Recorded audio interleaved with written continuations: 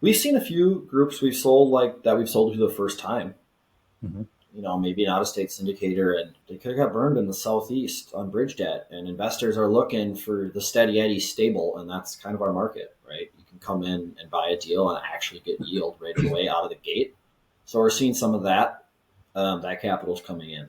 Yeah, California money coming in. I mean, that's not new, but it is new buyers and it's new to the pool, I would say.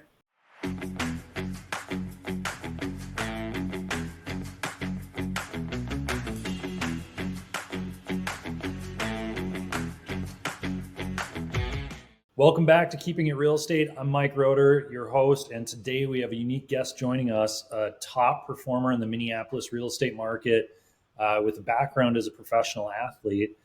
Dylan Steman is a senior associate in Northmarq's Minneapolis office, specializes in multifamily investment sales across the Twin Cities and greater Minnesota.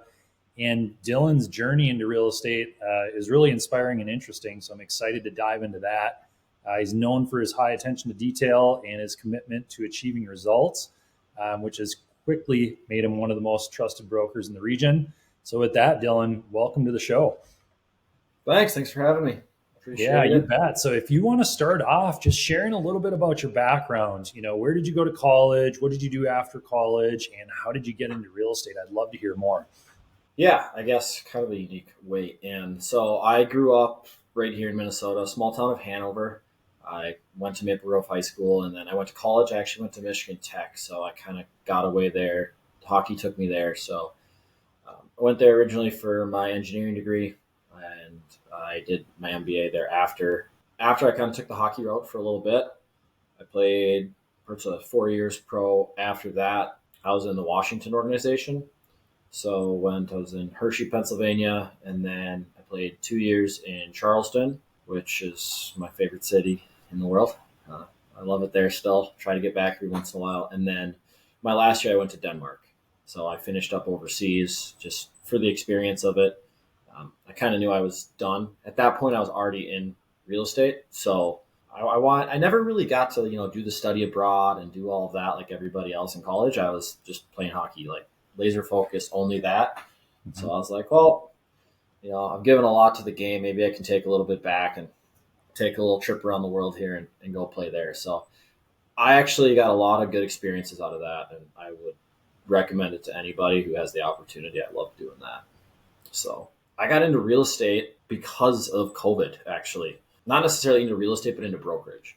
So I was buying small, like student housing deals where at Michigan Tech after I left, like had no money, creative financing, getting them done. Like first deal I bought was like 80 grand, like really cheap deal. Had brought like 5 grand down and ended up refining out of it. And I still have that today, like just a house up there. But so I started doing that, and COVID happened when I was in Charleston one year, and I was like, I don't really want to like engineer. I kind of going to go back and play anyways.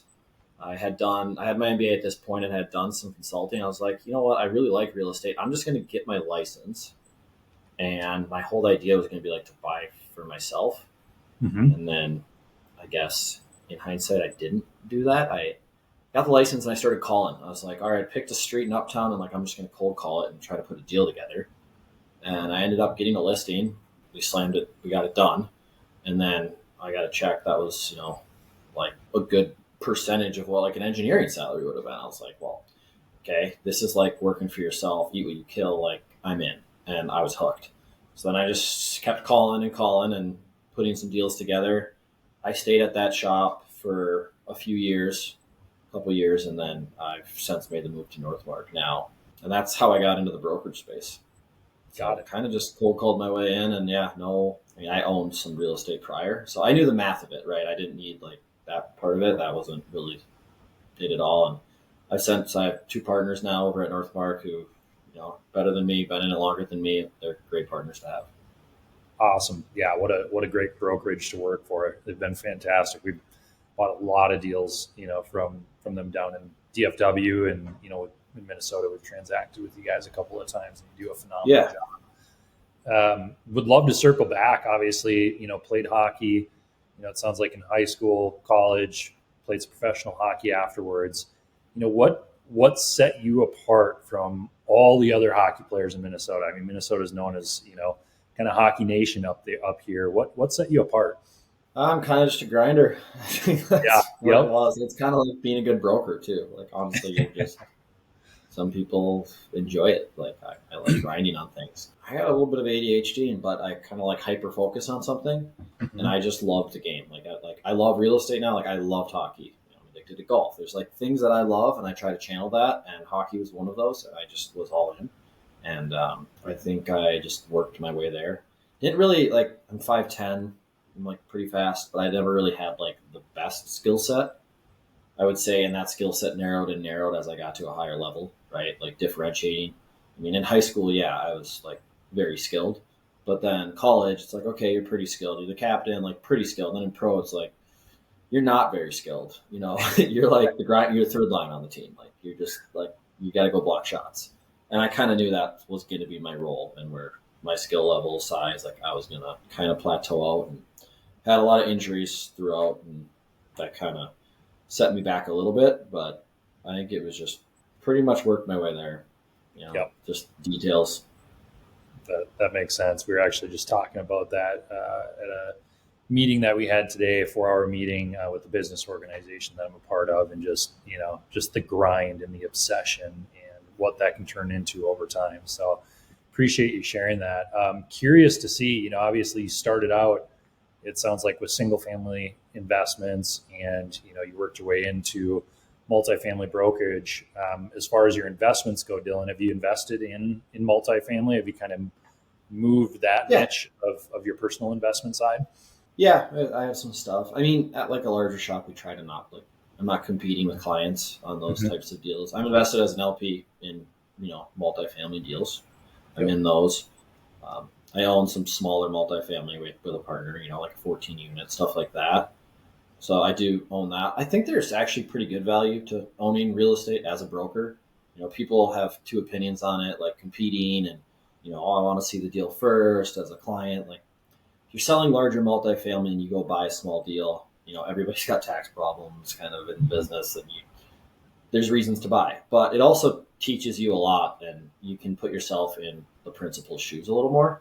Yep. I mean, that's the side I came from. Like student housing, grinding it out, trying to figure it out. So I think there's value to it for sure. Flip side, I've transitioned more to the LP kind of things, just like time, right? I'm focused on brokerage. That's what I'm best at. I'm not a day to day manager, to be honest. That's just not me. I'm a deal guy.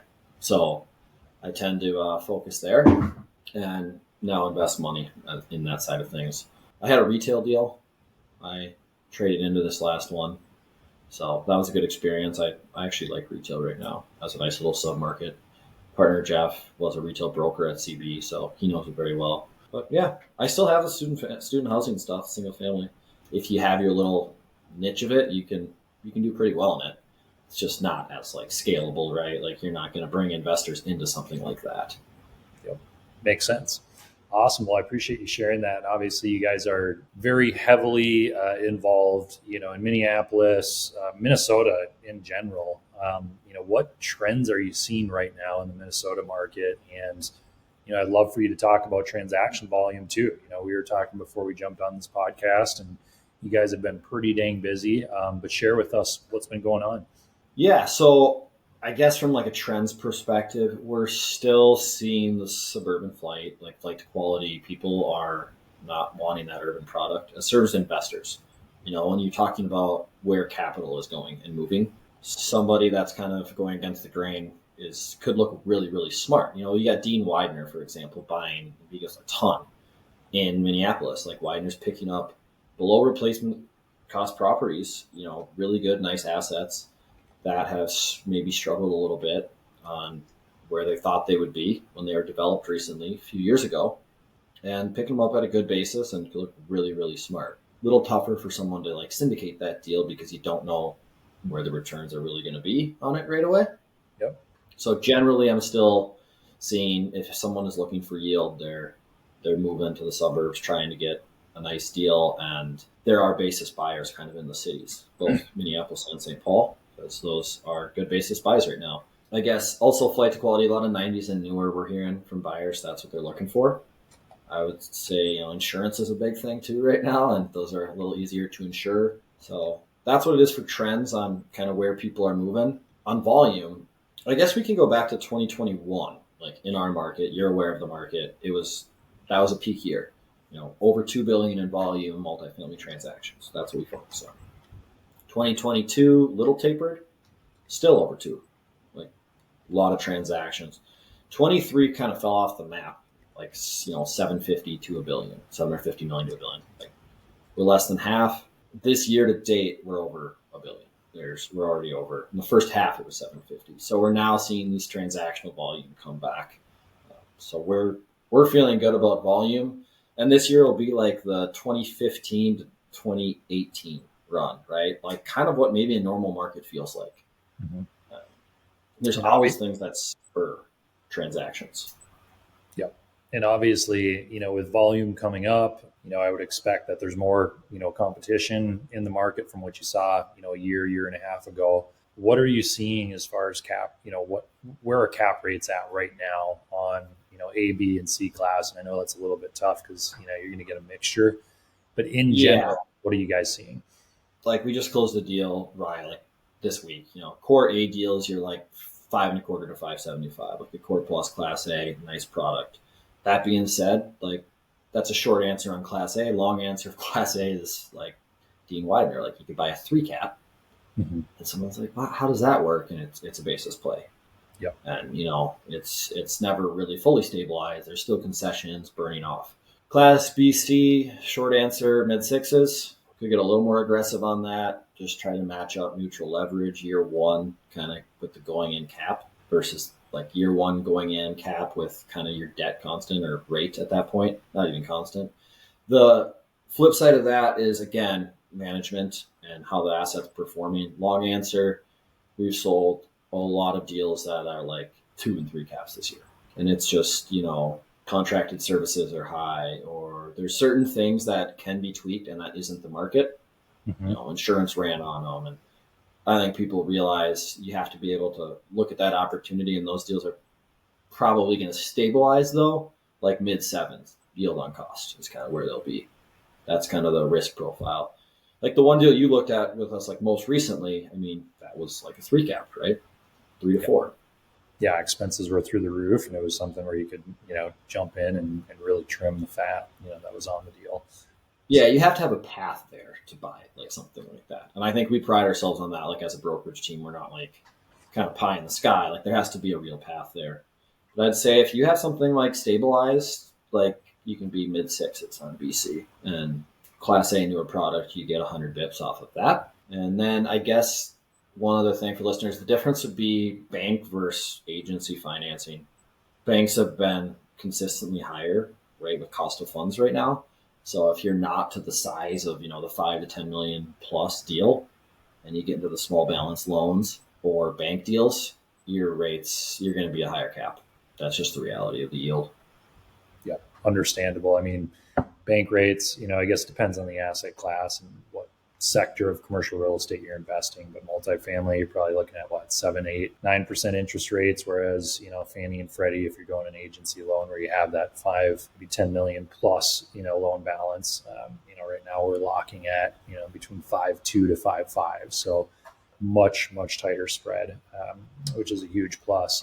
Would love to hear from you, the buyers that you're working with. Has that shifted a decent amount over the last couple of years, or has it stayed pretty consistent?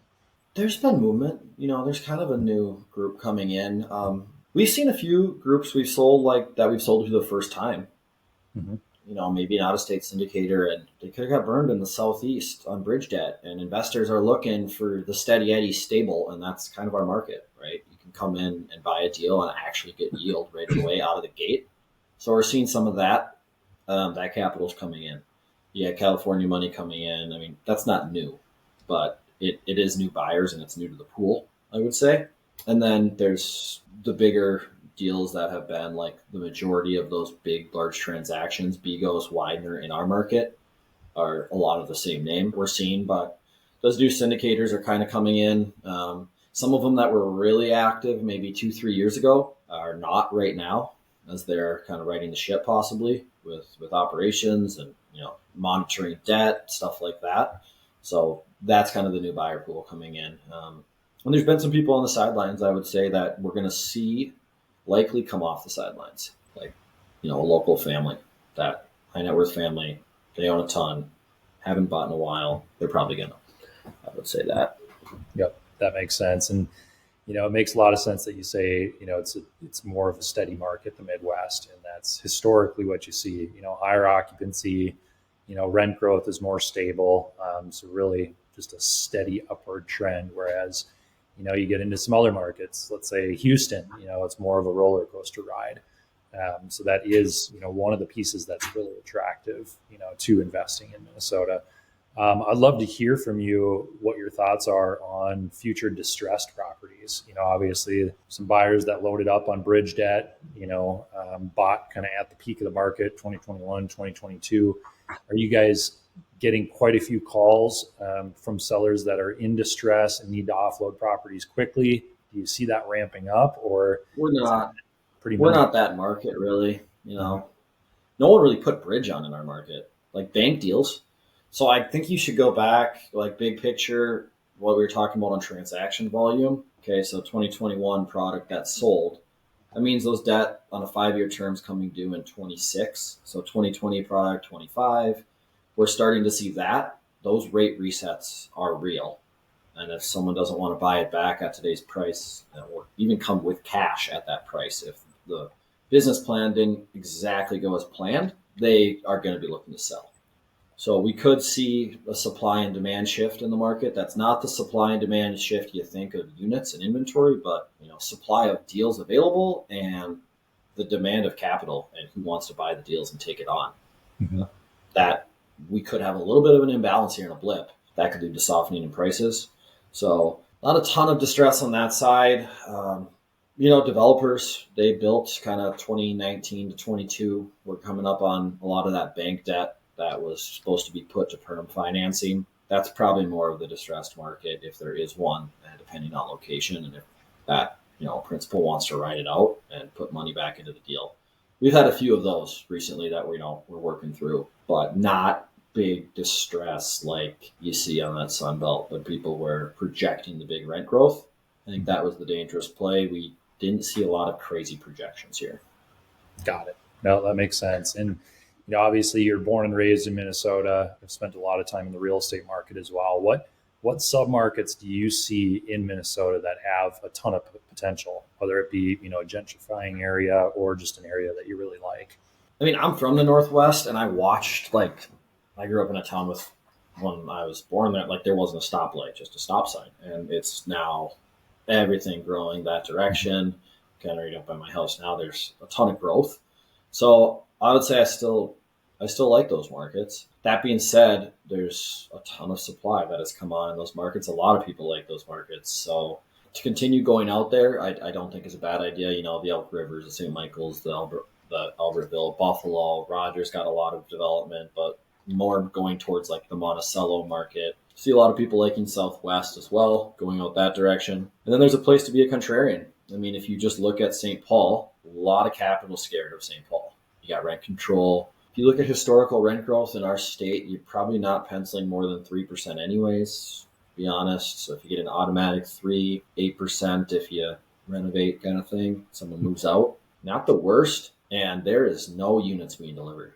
So if people are going to live there, you're going to do pretty well. And I would think right now basis is, I know we just sold a deal there recently, 64 units, 100 a door.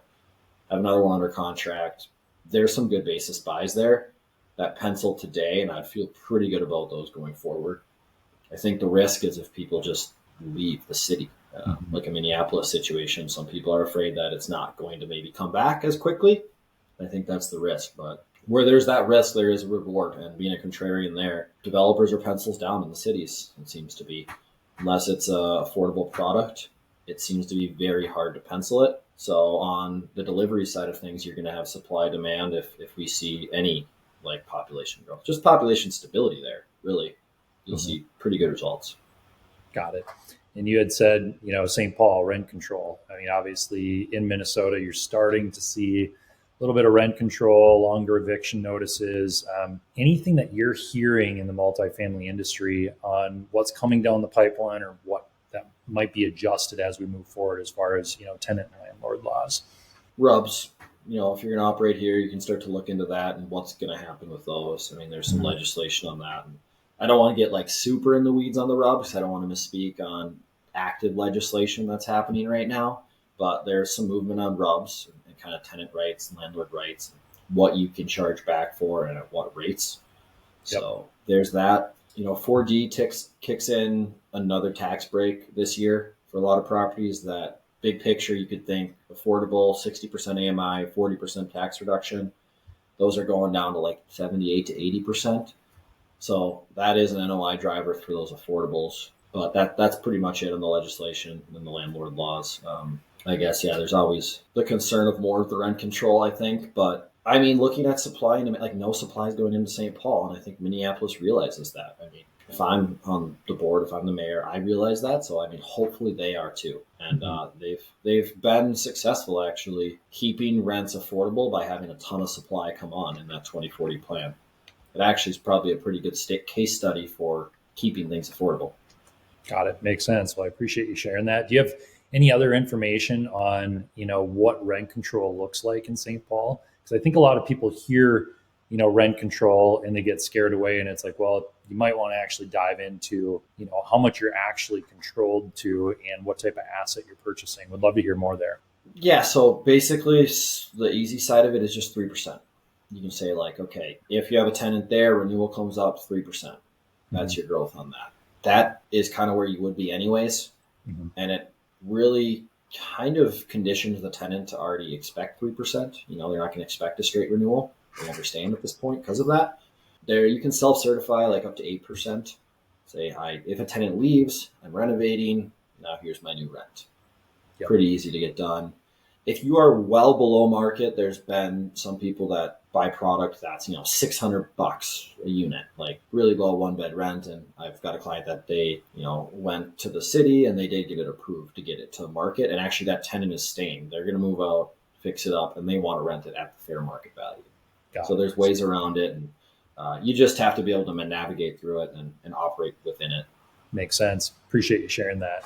Given your experience, Dylan, what advice would you have for newer investors looking to break into the multifamily market?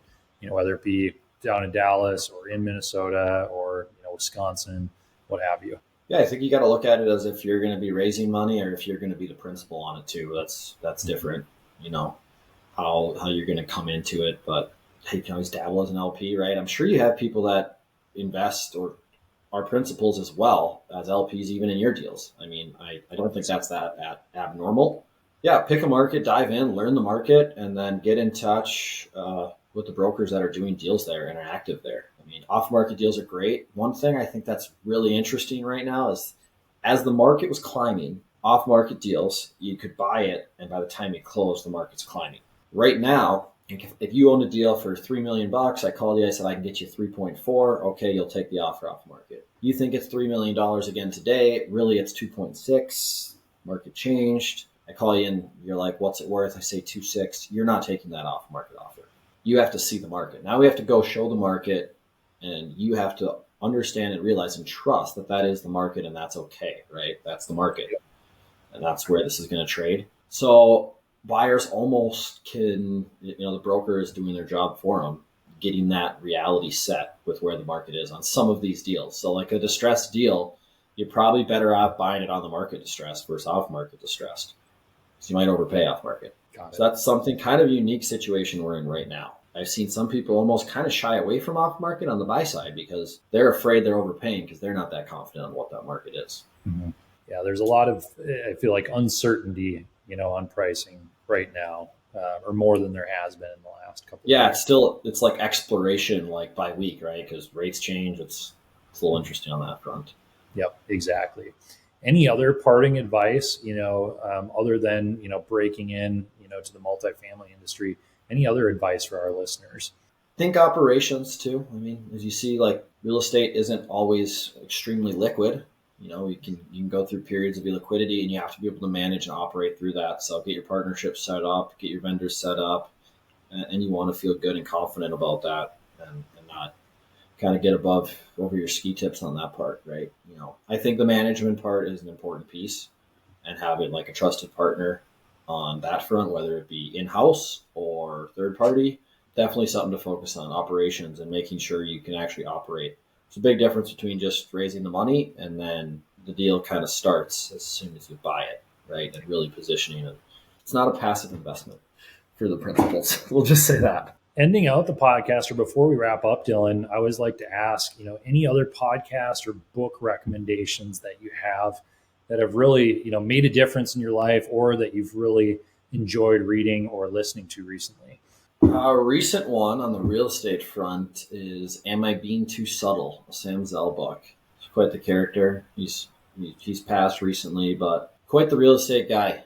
Like a true business rebel. So I thought that was an interesting book. I think that's a great read for business and real estate. Just creativity. And then on the personal side, one of my favorites, I kind of go back to every once in a while, is "Fly into the Wind." It's by Lieutenant Dan Rooney. He's actually an ex-golfer and military, just a good person to talk about life and faith, and it's a really good book. So he's an author I'd take a look at and give it a read. All right, perfect. Well, I appreciate it. And how can our listeners get a hold of you if they want to reach out to you, Dylan? I'm active, probably the best way. LinkedIn, likely right now. I can post something there, but just my name, Dylan Steman, on LinkedIn. When it comes to business stuff, I do have Twitter, not as active on there, or X, I guess we're at now. And then I go with my cell phone on everything, man. I'm a broker. Pick up the phone and call me. Feel free. Awesome. Perfect. Well, I appreciate you coming on the show today, Dylan. I had a blast. That's it for today's episode of Keeping It Real Estate. Thanks again to Dylan Steman for the fantastic insight, and be sure next time to tune in to another show next Tuesday, and don't forget to subscribe to the show so you can see more conversations just like this. Talk to you soon.